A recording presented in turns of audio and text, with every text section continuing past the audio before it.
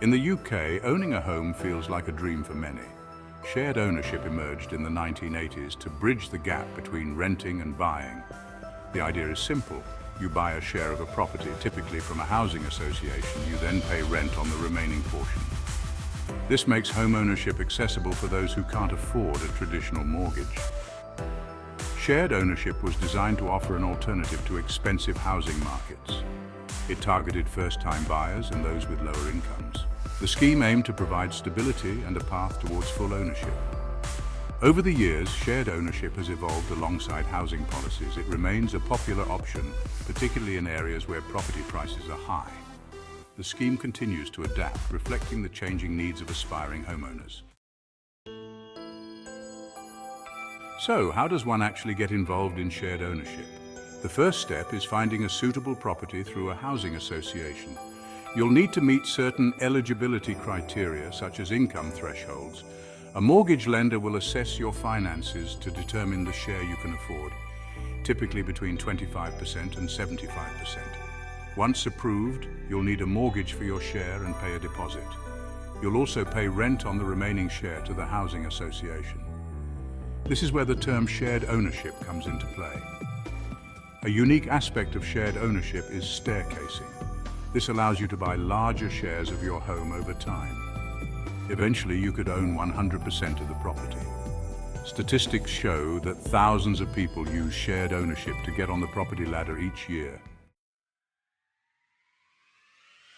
The beauty of shared ownership lies in its accessibility. It requires a smaller deposit than a traditional mortgage, a major hurdle for many. This lower entry point makes home ownership attainable for those who thought it impossible. Shared ownership isn't just about affordability, it's about stability. You have the security of home ownership without the full financial burden. You're also free to decorate and renovate your home, just like any homeowner. The ability to staircase provides flexibility. As your income grows, you can increase your ownership and reduce your rent. This gradual approach to full ownership is empowering and financially manageable for many. Section 4, the price of sharing, challenges and concerns. While shared ownership offers many advantages, it's not without its critics. One concern is the rising cost of rent on the unsold share. This can make long-term affordability a challenge, particularly in areas with high living costs. Another point of contention is the leasehold structure.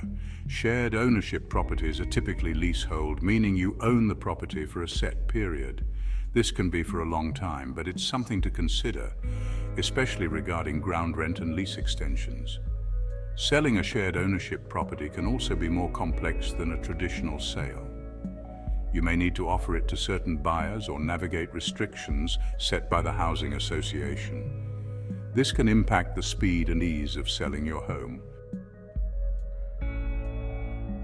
Section 5, weighing the options, shared ownership versus other schemes.